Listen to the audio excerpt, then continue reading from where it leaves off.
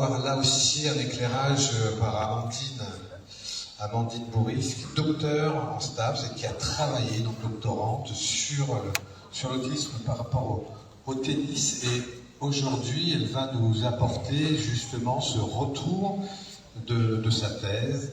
Et on va l'écouter d'ici quelques instants pour justement passer un temps sur l'impact sur la santé des enfants de 6-12 ans, évolution des compétences de régulation émotionnelle chez l'enfant avec TSA, et une pratique régulière du tennis en inclusion dans un club sportif. Voilà la thèse donc, autour de l'autisme, et l'objectif secondaire était évolution sur la vie quotidienne et notamment la qualité de vie des familles concernées par un enfant TSA. À l'issue de cette présentation, nous ferons un petit point de questions et puis nous parlerons des perspectives 2023 et après, avec cette synthèse de Monsieur Antoine Rosier. Donc d'ici quelques instants. Amandine, je vous laisse le micro. Vous vous mettez où vous voulez, vous pouvez venir sur scène, vous pouvez l'espace. L'espace est à vous, je vous le laisse. Je pense que je vais rester ici pour que ce soit plus interactif avec mon support. D'ailleurs, j'espère que vous voyez à peu près bien. Donc ça va être un peu compliqué pour moi d'exposer des résultats sans m'appuyer de mon support, donc je vais quand même essayer de l'utiliser. Donc tout d'abord, je vais me présenter. Donc je m'appelle Amandine Bourris. J'ai un master en STAPS dans les activités physiques adaptées que j'ai effectué à l'université de Rouen. Et j'ai eu la chance en Master 2 de faire un stage avec la SPTT de Rouen dans un projet d'inclusion des enfants autistes.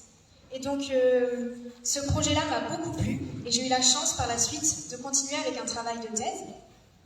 Donc c'est aujourd'hui ce que je vais vous présenter. Donc ça va être une restitution d'une partie des résultats. Comme vous le pensez, je ne pourrai pas tout vous détailler donc, de ce projet qui a été réalisé entre 2019 et 2023, qui a été un petit peu interrompu par la période du Covid, mais qui au final a pu être abouti avec succès. Donc aujourd'hui, moi je vais vous présenter, je vais introduire et décrire brièvement le projet de recherche, avec la méthodologie générale de recherche qui a été mise en place, les résultats, et bien sûr ensuite une discussion, une conclusion et les perspectives qu'on peut amener à tout ça. Donc tout d'abord, avant de commencer, j'aimerais remercier toutes les personnes qui ont été impliquées dans ce projet depuis déjà plusieurs années, donc notamment tous les clubs de tennis autour de la Normandie et de la Seine-Maritime que j'ai pu de nombreuses fois visiter, notamment tous les membres du comité de pilotage, l'Université de Rouen et plus particulièrement mes directeurs de thèse, Régis Touvarec et Philippe Brun, spécialistes des STAPS mais spécialistes aussi du développement de l'enfant autiste. Et bien sûr la Ligue Sport Adapté Normandie. Donc le sujet de ma thèse exactement s'intitule « Évolution des compétences de régulation émotionnelle des enfants avec TSA d'âge scolaire pratiquant le tennis en inclusion dans un club ». Donc cette thèse a été soutenue en juin 2023 et comme je le disais, a été dirigée par les professeurs Régis Touvarec et Philippe Brun. Tout d'abord, au niveau du contexte de recherche, comme on l'a beaucoup précisé aujourd'hui, tout part de la démarche Sport et Autisme en Seine-Maritime depuis 2014, très bien implantée au sein du département, avec la labellisation des clubs Sport et Autisme en partenariat avec le Centre Source Autisme. À la suite de ça, c'est donc poser la question d'un projet de recherche pour avoir vraiment des indicateurs scientifiques. Une thèse a donc vu le jour, ça s'appelle une thèse CIFRE, c'est-à-dire que j'étais salariée de la Ligue Sport Adapté Normandie et j'ai effectué ma thèse au sein de l'Université de Rouen. Donc c'était 50% du temps de travail sur la thèse et 50% du temps de travail avec la Ligue Sport Adapté où j'étais auprès d'un public, notamment avec autisme. Toute cette thèse était autour d'un comité de pilotage avec le choix de l'activité tennis, parce que beaucoup de clubs déjà sur le département de Seine-Maritime étaient impliqués dans l'inclusion des enfants autistes au sein de leur club. C'est pour ça que cette thèse est particulièrement axée sur le tennis. Très rapidement, je vais évoquer quelques points de la littérature, vraiment rapide, pour vous expliquer pourquoi on s'est orienté vers vraiment précisément ce sujet de recherche-là. Donc, Très brièvement, les troubles du spectre autistique, je ne vais pas les rappeler, mais on va se baser spécifiquement sur les déficits persistants de la communication et des interactions sociales, avec notamment des difficultés dans la réciprocité socio-émotionnelle, la communication non verbale et le développement, le maintien et la compréhension des relations qui peuvent être parfois difficiles. Donc cette thèse est plus particulièrement orientée sur les compétences socio-émotionnelles des enfants avec TSA et notamment la difficulté dans la régulation des émotions. La régulation des émotions, c'est la capacité à agir sur ses propres émotions. Elle prend forme au début dans les relations interpersonnelles et progressivement, quand l'enfant grandit, il devient de plus en plus autonome dans la gestion de ses émotions et n'a plus besoin du soutien de ses parents pour gérer ses émotions. Malheureusement, les enfants autistes peuvent avoir des difficultés dans la régulation des émotions et sont moins autonomes pour réguler leurs émotions. Plusieurs études scientifiques décrivent d'ailleurs des stratégies de régulation émotionnelle moins adaptées, moins efficaces face aux situations rencontrées dans la vie quotidienne, ce qui peut amener des éléments de frustration et donc des comportements problèmes. D'autres études nous annoncent un niveau d'expressivité émotionnelle positive plus faible et plus de réactivité à la frustration qu'à l'amusement. Là, c'est ce qu'on trouve dans la littérature scientifique, ce que je vous énonce. Et les compétences de régulation émotionnelle seraient liées aux compétences sociales. C'est pour cela que beaucoup d'interventions ciblent les compétences socio-émotionnelles pour que l'enfant arrive progressivement à utiliser des stratégies de régulation intra- et interémotionnelles de mieux en mieux adaptées aux situations rencontrées. Un autre point de la littérature important, qu'on a pu déjà bien expliquer aujourd'hui, c'est les bénéfices, les nombreux bénéfices liés à la pratique d'une activité physique et sportive adaptée. On les connaît, ça peut être des bienfaits moteurs, sociaux, cognitifs, etc. De plus en plus, de nombreuses études s'intéressent à l'activité sportive adaptée et structurée en groupe, notamment avec des pairs TSA, mais aussi des pairs neurotypiques, améliorant les compétences sociales et la communication. Certaines études mettent donc même un lien que ces interventions pourraient être complémentaires aux interventions ciblées dans les compétences socio-émotionnelles. Et un autre point de la littérature important que ma thèse s'intéresse, c'est la qualité de vie des familles avec un enfant autiste. Un des besoins les plus rapportés par les parents dans la littérature serait la participation sociale de leur enfant, c'est-à-dire l'inclusion dans le milieu ordinaire, que ce soit le milieu scolaire, extrascolaire, comme l'inclusion dans un club sportif par exemple. Donc c'est un autre lien qu'on peut effectuer là dans la littérature. C'est pour cela que ma problématique de recherche s'adresse à deux choses distinctes mais qui sont bien liées. C'est que dans le cadre d'un contexte sportif adapté, comment évoluent les compétences de régulation émotionnelle des enfants avec TSA lors d'une pratique sportive régulière en club comme le tennis, et dans quelle mesure le fait de pratiquer une activité physique régulière et adaptée en club peut-il entraîner des répercussions sur la qualité de vie familiale. Donc aujourd'hui, j'ai décidé d'axer mon propos uniquement sur la première problématique, que je n'aurai pas le temps de tout traiter, et je pense que l'évolution des compétences de l'enfant vraiment dans la pratique est aujourd'hui plus intéressante à vous exposer. Petit aparté, on s'occupe ici de l'évolution. La plupart des études déjà qui ont été effectuées s'intéressent à l'effet. Donc on fait un test des capacités avant l'intervention, puis après l'intervention, et on voit que ça a été positif. Là, ici, on s'intéresse à l'évolution, comment l'enfant évolue dans son milieu de pratique. Donc ici, le tennis en club. Au niveau de la méthodologie de recherche, pour répondre à cette question, tout d'abord, de janvier 2019 à juillet 2019, il y a eu tout un travail d'identification des clubs de tennis volontaires dans le département de Seine-Maritime. Donc bon, là, malheureusement, la cartographie, je ne sais pas si vous voyez bien, mais différents clubs ont été volontaires pour participer à cette étude. Donc ils étaient formés, soit labellisés sport et handicap, soit labellisés sport et autisme, ou alors affiliés à la Ligue sport adapté Normandie. Ils étaient tous plus ou moins à différents niveaux, sensibilisés, formés au handicap ou à l'autisme. Une fois ces clubs identifiés, on a pu les répertorier pour pouvoir pouvoir recruter les participants, c'est-à-dire orienter les familles vers le club le plus adapté, le plus proche géographiquement. Pour cela, un flyer de communication a été largement diffusé et je remercie d'ailleurs le Centre Ressources Autisme qui a activement aidé pour le recrutement de ces participants.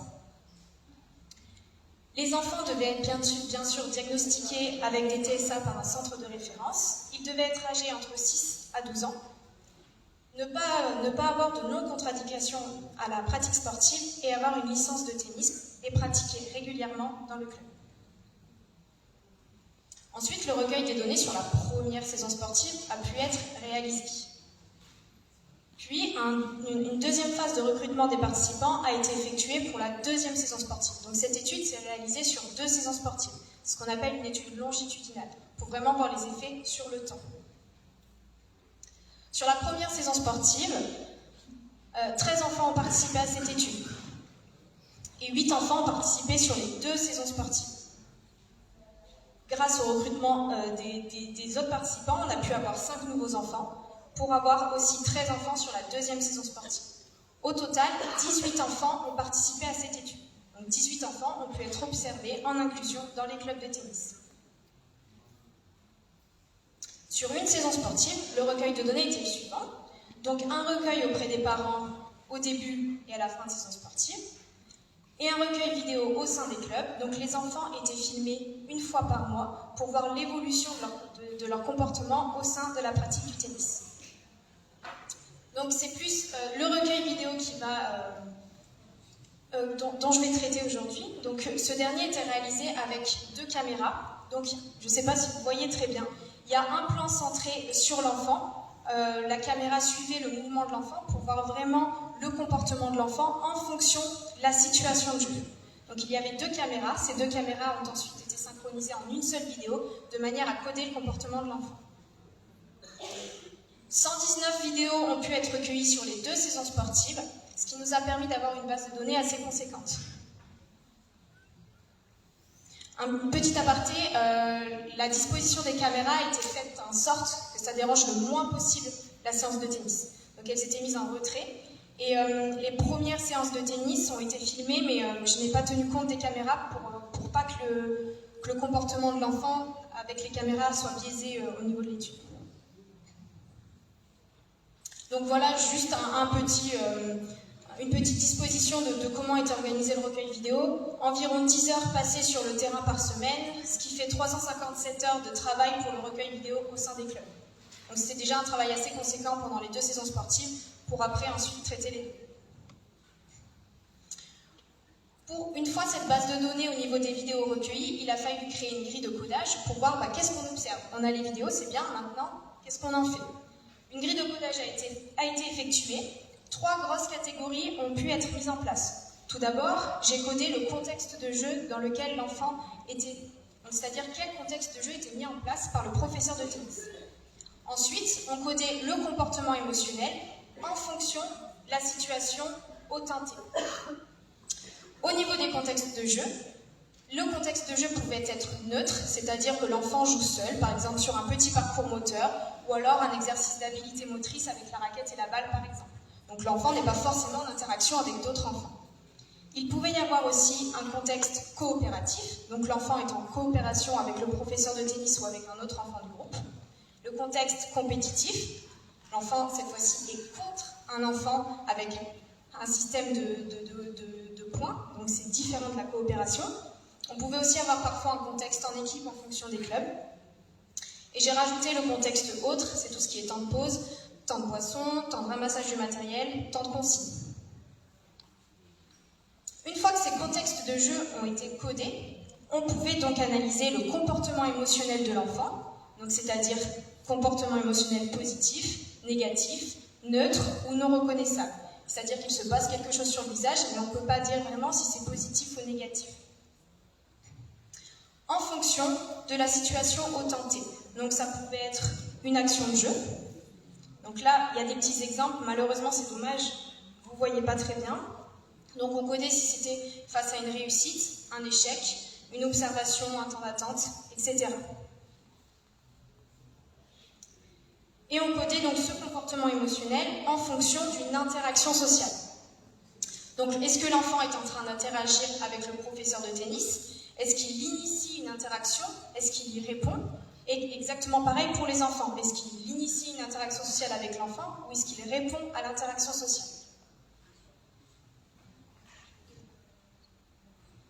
Et dernier point d'analyse des vidéos, c'était est-ce que l'enfant est engagé pleinement dans la séance? Est-ce qu'il participe? Est-ce qu'il suit les consignes? Ou alors est-ce qu'il se met en retrait? Donc on a appelé ça situation de jeu ou situation de hors-jeu. Un petit exemple, lorsque l'enfant est en situation de jeu, il fait partie du groupe, il écoute les consignes, il participe à la séance. Donc là, malheureusement, vous n'allez pas voir, mais là, l'enfant est à côté de l'éducateur, il participe à la séance. Mais je me suis aussi intéressée, quand est-ce que l'enfant décrochait de la séance? Quand est-ce qu'il se désengage de la séance? Donc, j'ai appelé ça les situations dites de hors-jeu. L'enfant pouvait être en situation de hors-jeu, donc non-participation active, c'est-à-dire qu'il est en train de faire quelque chose. Là, par exemple, l'enfant est en train de s'amuser avec sa balle et sa raquette, alors que son coéquipier est en train justement de l'attendre pour jouer. Donc là, l'enfant se désengage de la séance, mais pour faire du tennis. L'enfant pouvait également se désengager de la séance pour tout simplement se mettre en retrait. Donc là, on voit que l'enfant boude et ne participe plus à la séance. Donc il y a eu un élément avant qui a mis en place que l'enfant se mette en situation de retrait. Donc toutes ces petites choses ont été codées sur toutes les vidéos, grâce à un logiciel du coup de codage comportemental. Donc un petit exemple ici. 111 vidéos ont été codées sur les 119 vidéos recueillies. Certaines vidéos n'ont pas été prises en compte parce que, par exemple, pour un enfant, les caméras dérangeaient l'enfant. Donc là, je suis venue une première fois avec les caméras et l'enfant se cachait derrière le moniteur de tennis. Donc j'ai pas du tout pris en compte la vidéo, j'ai totalement arrêté le recueil de données pour cet enfant-là, parce que bien sûr l'important c'était le bien-être de l'enfant au sein de sa pratique. Donc cet enfant a quand même participé à l'étude, il a quand même pratiqué le tennis, mais j'ai arrêté le recueil vidéo pour cet enfant-là. Voilà, c'est un exemple pourquoi on n'a que 111 vidéos codées sur les 119. Et donc un premier observateur, donc moi-même, a codé les vidéos. Donc ça fait environ 350 heures de codage vidéo parce qu'il faut compter au moins 2 à 3 heures pour coder une vidéo parce qu'on revient en arrière, on observe le comportement, etc., etc. Et un deuxième observateur a codé 20% des vidéos pour avoir justement un accord interjuge qui a été bon dans toutes les catégories. Parce que peut-être que moi je vais voir un comportement positif chez un enfant, alors que vous ne verrez pas la même chose. Donc il a été important, de manière d'une rigueur scientifique, d'avoir un accord interjuge. Au niveau des résultats, ces résultats étaient divisés en 2 grandes parties. Donc les résultats issus du recueil vidéo et les résultats issus du recueil auprès des parents. Donc comme je vous le disais aujourd'hui, je vais axer mon propos sur les résultats du recueil vidéo. Pour faire simple et pour faire plus rapide, on peut dire que les résultats se divisent en une approche globale des résultats, puis une approche plus individuelle. Donc dans un premier temps, je vais prendre tous les résultats et je vais dire, ben voilà, de manière générale, on observe ça. Mais bien sûr, dans l'autisme, c'est difficile de généraliser. Donc après, je vais faire une approche plus individuelle des résultats. Pour commencer, l'approche globale des résultats. Les résultats seront divisés donc en fonction de chaque catégorie de codage, donc la participation au sein des séances, le comportement émotionnel à la suite d'une action et les interactions sociales. Donc on reprend les catégories de codage de la grille.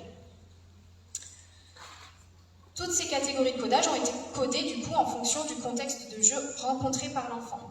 Donc pour rappel, ça pouvait être un contexte neutre, donc l'enfant par exemple est sur un parcours moteur ou en situation d'habilité motrice par exemple avec la raquette et la balle, coopératif, compétitif ou le contexte autre, c'est-à-dire l'écoute des consignes, etc. Il faut savoir que les résultats ici vont varier en fonction du contexte de jeu rencontré par l'enfant.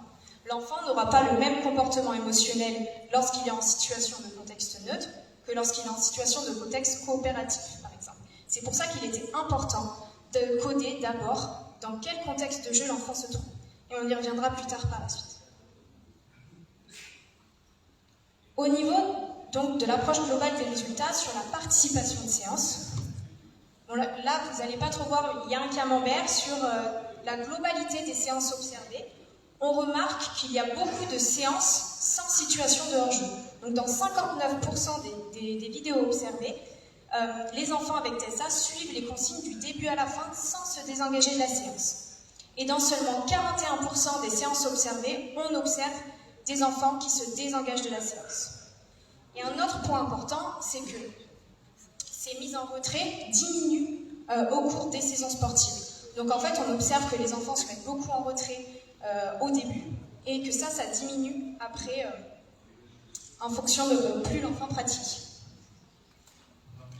Donc on a une augmentation de l'engagement des enfants avec TSA au sein des séances de tennis. Donc les enfants participent de plus en plus à la séance. Donc au regard de la littérature, on peut associer ça à une augmentation de la motivation de l'enfant lorsqu'il pratique dans un environnement adapté. Avec bien sûr le moniteur de tennis qui prenait à chaque fois en compte les besoins particuliers des enfants avec TSA, ce qui a rendu l'enfant donc de plus en plus autonome dans sa pratique. Au niveau du comportement émotionnel à la suite d'une action, on observe une majorité de comportements émotionnels positifs. Et notamment à la suite d'une réussite, où là, désolé, du coup mes graphes ne se verront pas beaucoup, mais au niveau des actions, on observe beaucoup de comportements émotionnels positifs à la suite d'une réussite, justement. Donc on a une valence émotionnelle positive, la plupart des enfants montrent vraiment un plaisir dans la pratique. Ce qui peut paraître contradictoire avec ce que vous avez évoqué tout à l'heure au niveau de la littérature, que l'enfant avec TSA serait plus sujet à la frustration qu'à l'amusement. Là, c'est le contraire. On remarque que l'enfant montre quand même beaucoup de comportements positifs lorsqu'il pratique le tennis. Donc on a des émotions sportives positives et donc on peut associer ça à un plaisir dans la pratique de l'enfant autiste. Et donc on a aussi une diminution des comportements inadaptés liés aux situations de jeu, qu'on peut donc associer à l'augmentation de la participation de l'enfant. Au niveau des interactions sociales, donc là malheureusement on ne le voit pas assez sur le graphe, il y a beaucoup d'interactions sociales positives, mais aussi pas mal d'interactions sociales neutres. Alors moi je fais la suggestion que je pense que ces interactions sociales neutres sont liées à la guidance du moniteur de tennis. Donc c'est-à-dire que l'enfant répond de manière neutre lorsque le professeur de tennis vient l'aider pour réaliser la tâche demandée. Mais il y a très peu d'interactions sociales négatives. Sur la totalité des interactions sociales codées, seulement 7% d'interactions sociales négatives contre 47% d'interactions sociales positives. Sur la totalité vraiment des interactions sociales observées. Un autre point important, c'est que sur toutes les interactions sociales observées, on observe un gros pourcentage d'interactions sociales envers le moniteur de tennis, contre 24% d'interactions sociales envers les pairs neurotypiques.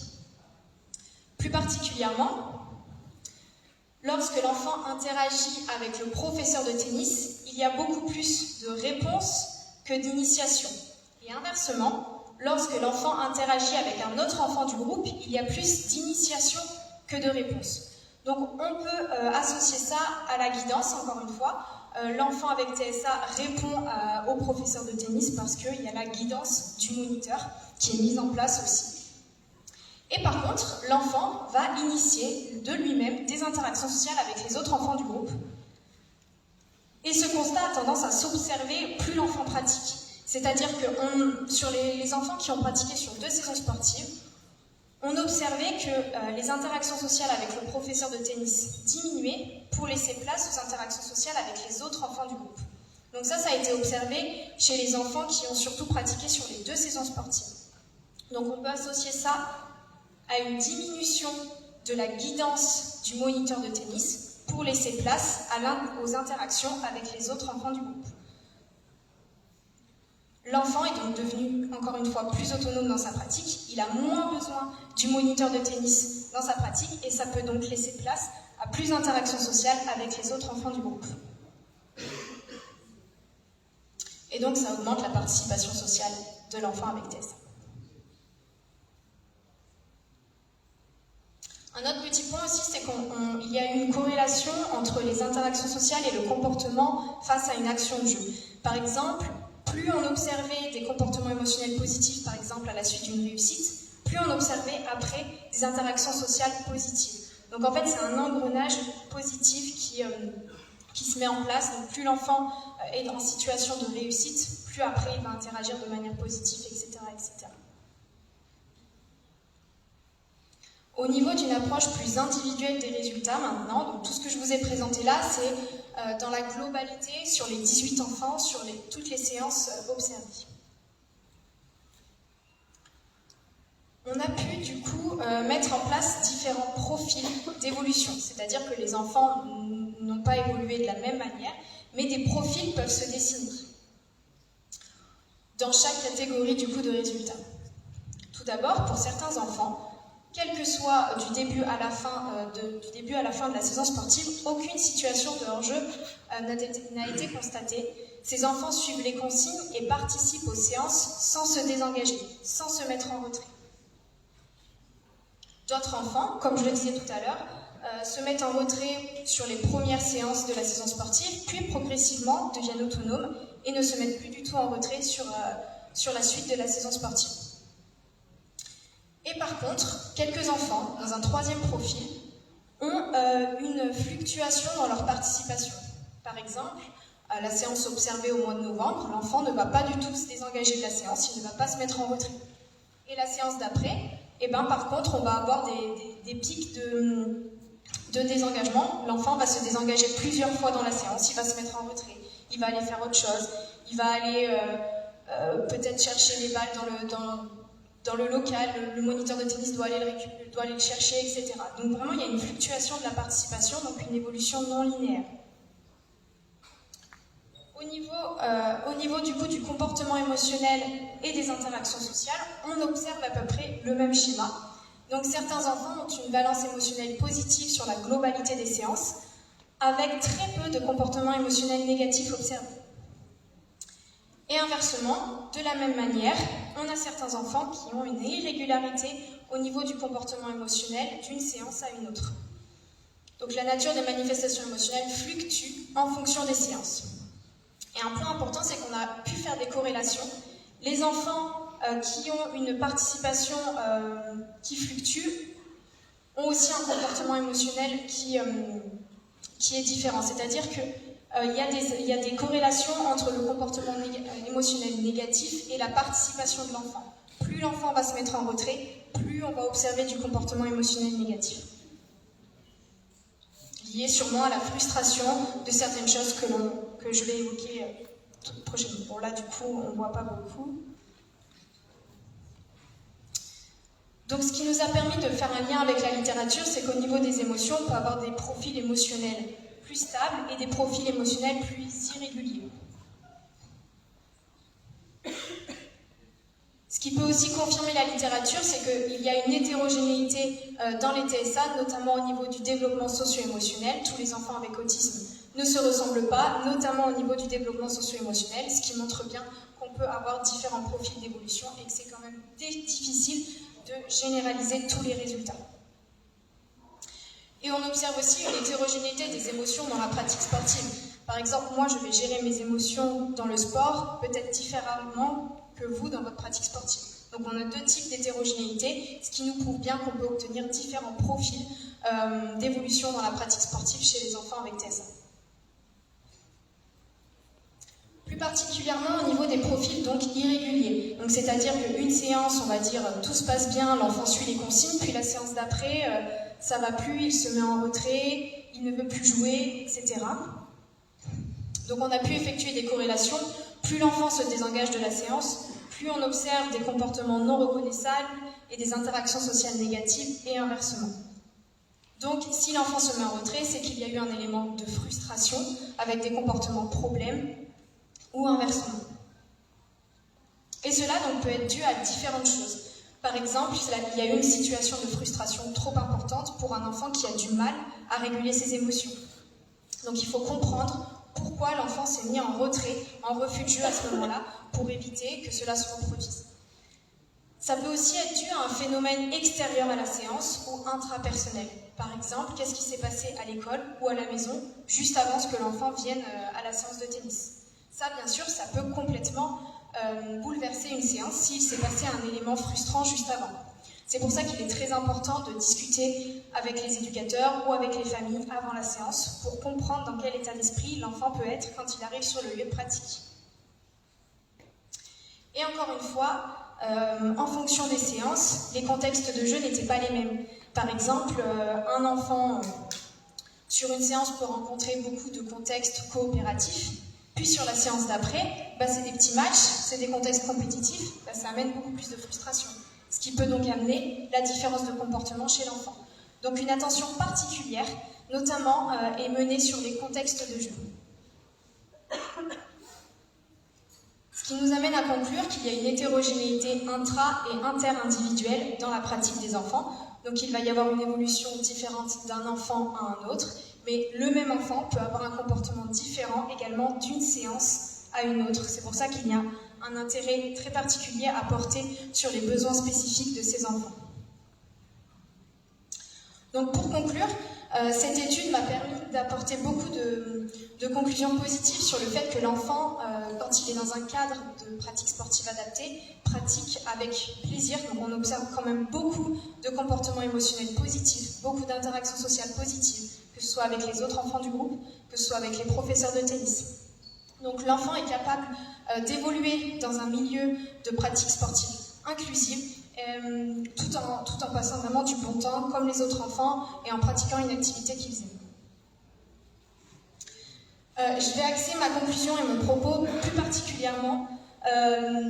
Toujours, les formations se développent et c'est vraiment très bien, mais encourager les clubs sportifs à se former pour développer encore plus cette inclusion, pour offrir plus d'accessibilité aux familles présentant un enfant avec TSA, parce que du coup, j'ai pas du tout parlé des résultats à propos des familles, mais ça impacte beaucoup la famille, que le fait que l'enfant soit inclus vraiment dans un club, dans une activité qu'il aime, etc.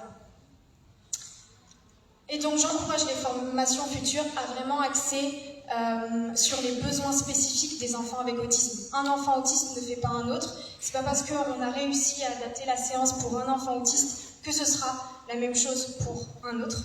Donc c'est vraiment important d'adapter en fonction des besoins de l'enfant.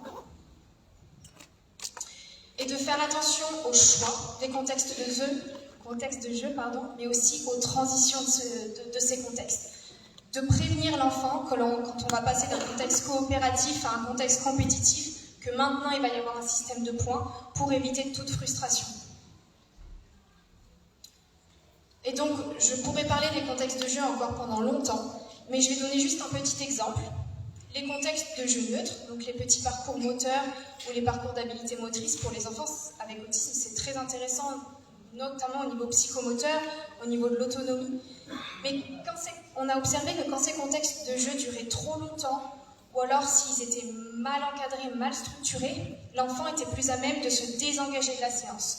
Donc peut-être de s'ennuyer, ou alors dû à quelques difficultés cognitives de ne pas réussir, donc de se mettre en retrait.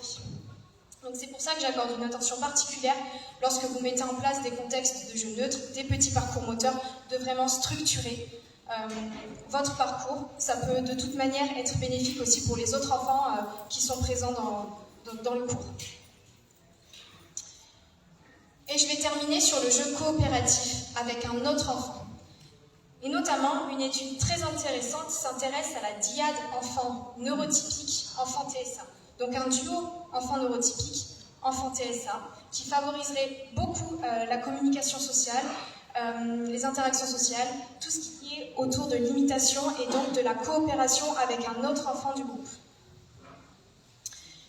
Donc les pères neurotypiques pourraient avoir un rôle de tuteur et améliorer l'engagement social des enfants avec TSA.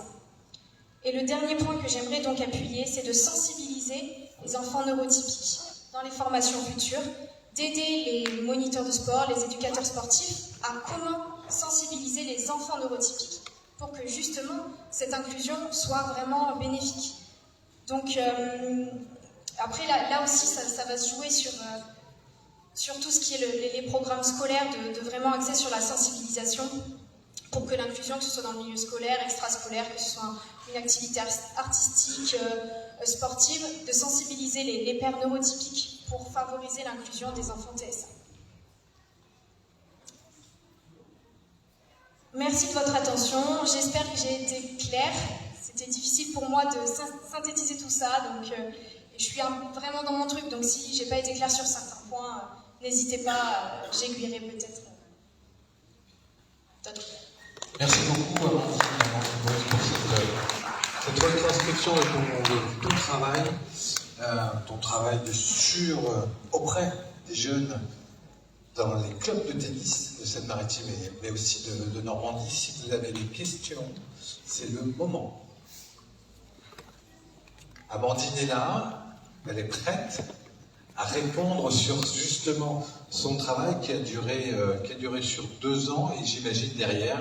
Non, sur 4 ans. Au niveau de l'apprentissage, voilà, avec les jeunes, la prise d'information. Un doctorat, c'est 3 ans. Et normalement, c'était qu'une seule saison sportive qui était prévue.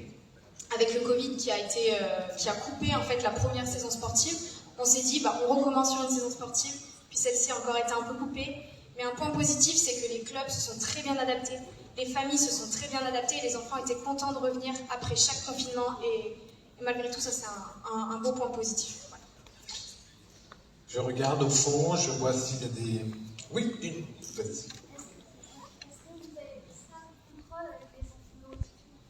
Alors, ça a été un petit peu critiqué pour ma soutenance de thèse.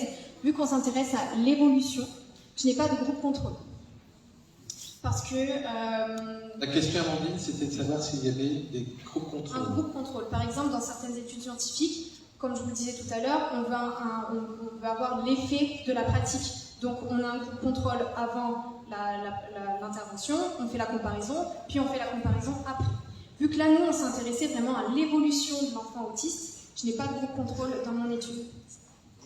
Je me permets de dire ça parce qu'on a vu que les enfants autistes faisaient tenter des interactions à hauteur de 57% avec 57-51%. Avec les enfants neurotypiques, c'est quand même beaucoup. C'est-à-dire que les enfants autistes eux-mêmes vont vers les autres. Exactement. Et en fait, ils suivent l'enseignant, ils suivent le guide, ils obéissent au guide, c'est-à-dire c'est le guide qui interagit avec l'enfant reçoit, et l'enfant va vers les autres. L'enfant va vers les autres. Alors, en fait, l'enfant avec TSA interagit beaucoup plus avec l'éducateur sportif, mais dans les interactions sociales avec l'enfant, il initie quand même beaucoup. Et on observait au début quand même de la crainte des enfants neurotypiques. Donc, en fait, on voit que l'enfant TSA veut aller interagir avec les enfants neurotypiques, mais peut-être pas de manière très adaptée au début. Et donc, du coup, on a une crainte des enfants neurotypiques. C'est pour ça que je voulais vraiment axer sur la sensibilisation des enfants neurotypiques. Et en fait, après, on remarque que les enfants neurotypiques comprennent, à force de pratiquer avec ces enfants-là, ils comprennent leur fonctionnement et progressivement, c'est pour ça que c'est important aussi de pratiquer sur le long terme. Et comme ça a été dit avant, de pratiquer dès le plus jeune âge, vraiment, et de pratiquer de manière régulièrement sur le long terme. Ça, j'insiste vraiment beaucoup là-dessus aussi. Oui. Je vais commencer par le plus près. Oui, bonjour. Simplement, est-ce que votre étude peut être visible quelque part sur... Alors, ma thèse est publique. Mon manuscrit de thèse c'est possible de le retrouver sur thèse.fr en tapant mon nom. Après, là, maintenant, moi, je suis dans une optique de publication de mes travaux. Donc, je vais écrire des articles ce sera un peu plus synthétique. Par exemple, là, mes résultats peuvent être divisés en 3, on va dire. Donc, je vais essayer vraiment d'écrire des articles scientifiques, on va dire, plus accessibles à tous. Mais sinon, ma thèse est publique. Après, il faut avoir le courage de la lire, mais oui, c'est public. Vous pouvez la retrouver sur Internet. Bonjour. Vous parliez d'expressions de comportements positifs, de comportements négatifs et de comportements neutres. Sur quoi vous vous êtes basé pour pouvoir évaluer ces comportements, s'il vous plaît? Oui, c'est une très bonne question, merci. Normalement, j'aurais dû le dire, je ne l'ai pas dit. Je me suis basée sur des grilles de codage d'analyse d'expression émotionnelle des enfants avec TSA. Et donc, l'expression positive, au niveau des expressions faciales, c'est que les coins de la bouche se relèvent vers le haut, donc vraiment un sourire. Esquissé ou non, dans ma grille de codage, j'ai aussi esquissé, prototypique ou vraiment très prononcé. Mais j'en ai pas tenu compte là pour les résultats. Négatif, les coins de la bouche vont vers le bas, évidemment on voit qu'il y a quelque chose de négatif. Neutre, c'est qu'il n'y a aucune expression faciale. C'est ce que je vous disais, il y a beaucoup d'interactions sociales neutres. Moi, j'associe ça à la guidance vraiment du moniteur de tennis. L'enfant répond pas de manière positive, pas de manière négative à l'éducateur sportif, il répond de manière neutre. Et la manière non reconnaissable dans les catégories de codage dans la littérature, c'est vraiment, il se passe quelque chose sur le visage, là à l'inverse de neutre, mais par contre on ne peut pas dire vraiment si c'est positif ou négatif. Parce qu'on sait très bien que parfois chez les enfants autistes, il y a des difficultés d'expression émotionnelle.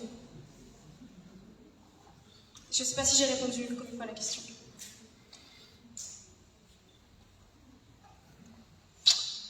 Je regarde. Autre question? Autre intervention? Amandine, c'était parfait. Donc, très précis, très... Bon, voilà, à l'image de la thèse. Je vous propose maintenant, en remerciant Amandine de cette présentation... Je peux juste terminer sur oui. Un petit point, c'est que pour moi, ça, il y a encore plein de choses encore à faire. Avec les vidéos que j'ai pu recueillir et encore les résultats, il y a encore plein de choses à faire, plein de belles choses à faire. Mais là, une journée comme aujourd'hui, ça prouve que c'est dans une bonne dynamique et les formations et tous ces clubs volontaires, c'est une très bonne chose. Donc voilà, je voulais féliciter tout le monde pour tout ça. Voilà. Les félicitations à vous, Amandine. Docteur, vous venez me retrouver? Monsieur Rosier, voilà, qui va donc... maintenant, on va parler de perspective et puis de synthèse de cette journée riche et intéressante. Personnellement, ça fait quelques années que je suis vos travaux, mais vos rencontres, vos performances. Et je constate qu'il y a vraiment une volonté de transmettre, d'aller à la rencontre, de comprendre, d'engager. Et il y a des visages que je vois depuis quelques années et qui donnent l'envie, qui entraînent. Et je vous laisse faire la synthèse de cette belle journée. Merci.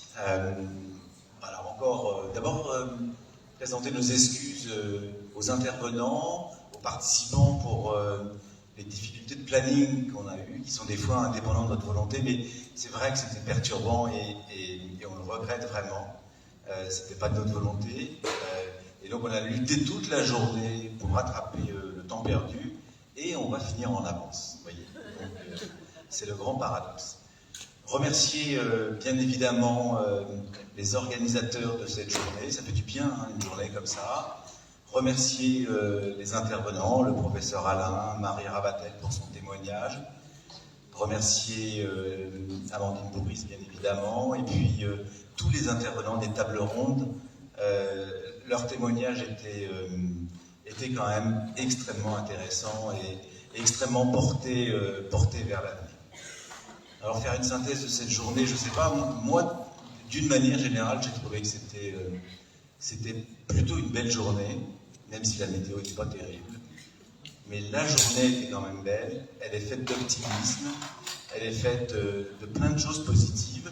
Et en général, quand vous travaillez dans le champ du handicap, dans l'autisme en particulier, que vous soyez parents, personnes porteuses d'autisme et professionnels, souvent c'est un peu lourd, c'est un peu compliqué. Souvent dans nos journées, on parle de liste d'attente, on parle d'impossibilité, que les choses sont compliquées, qu'il faudrait, mais on n'y arrive pas, on manque de moyens. Et on n'a pas entendu un mot comme ça aujourd'hui. Pas une seule fois on a entendu ça. Et le fait de dire sport et autisme c'est possible, je crois qu'on peut définitivement enlever le point d'interrogation pour en mettre un point d'exclamation. C'est vraiment possible. Et tous les propos ont été autour de la possibilité de faire des choses. Et les termes qui sont venus des tables rondes, des intervenants, c'est plutôt des termes de plaisir, c'est presque du bonheur, quoi. Et je vous assure que c'est quand même quelque chose de particulièrement réjouissant dans une globalité qui est des fois un peu compliquée. Alors quoi faire dans l'avenir? Perspective. Ce serait un peu banal de dire il faut continuer, quoi. Il faut bien évidemment continuer. Alors comment continuer? Il faut continuer à former, parce que ça reste quand même un enjeu très important. Et le fait d'avoir des professionnels, même s'ils exercent dans des environnements, dans des milieux très différents, le fait qu'ils aient bénéficié de formation, c'est un des facteurs qui doit permettre de continuer à développer le dispositif. Il faut probablement qu'on améliore la diffusion de ce projet auprès des familles, auprès des clubs de sport, et il faut vraiment qu'on arrive à continuer à mieux diffuser, vous, professionnels du sport, nous, professionnels de l'autisme, à passer l'information que ça fonctionne, que c'est intéressant et que c'est vraiment du gagnant-gagnant pour tout le monde, les gens neurotypiques, les gens porteurs d'autisme, les professionnels, que c'est vraiment quelque chose qui est très positif. Continuer à diffuser cette information. Et puis, on a une réflexion, nous, avec Chantal Nallet depuis un certain temps, qui est de voir comment on pourrait améliorer quelque part l'accessibilité pour les personnes autistes au club de sport. Et on réfléchit, j'en ai parlé ce matin, sur le fait d'identifier peut-être un professionnel qui pourrait aider les familles à faire ce pas. Parce que c'est vrai que ce qu'on appelle la porte ouverte, c'est-à-dire de dire aux gens, vous pouvez contacter, est parfois pas suffisant. Surtout quand on est dans une situation de handicap, qu'il y a plein de choses à penser, que la vie est compliquée. Et peut-être que quelqu'un qui peut vous tenir la main pour vous accompagner jusqu'à un club de sport pourrait permettre qu'on augmente encore la participation des personnes autistes aux activités sportives. C'est une piste qu'on voudrait développer, le fait d'avoir un professionnel qui puisse être vraiment à l'interface du sport et du champ du handicap et qui pourrait être un vecteur de facilitation pour tout le monde. Donc vous voyez, les choses sont plutôt optimistes. Il faut bien évidemment continuer, il faut amplifier, il faut généraliser notre dispositif, et donc on est plein d'optimisme. On attend impatiemment le retour de Chantal. On a besoin qu'elle revienne pour piloter ce projet, pour nous aider. Mais vraiment, je pense qu'il faut qu'on ait cette ambition de continuer. Et donc, on compte vraiment sur vous, club de sport, pour continuer à développer ce projet. Et si on compte sur vous, je vous assure que vous pouvez compter sur nous pour vous accompagner dans ce projet. Voilà, je voulais tous vous remercier de votre participation. Merci beaucoup, Antoine. Merci. Un coucou à Chantal qui nous regarde encore, qui est toujours présente avec nous. On a la chance d'être un petit peu en avance sur le planning, ça s'appelle de la maîtrise, pour pouvoir profiter des associations, des partenaires qui sont présents dans le village juste derrière vous. Un grand merci à Yerville et cet espace sport et santé, à toute l'organisation du TOS et naturellement de la commission sport et handicap, Géraldine et toute l'équipe, l'équipe des départements, l'équipe du comité départemental olympique. Merci à Pierre Lenz du comité régional olympique, présent aujourd'hui pour la captation TCA. Puis encore merci à Mylène Gérard d'avoir assisté. Merci à vous d'être venus. Merci beaucoup. Merci beaucoup. Portez-vous bien, il reste des bouteilles d'eau, allez voir nos partenaires, les acteurs qui sont là aussi pour vous. Merci, c'était un plaisir de partager ce moment avec vous. Je vous dis à très bientôt. Portez-vous bien. Attention à vous.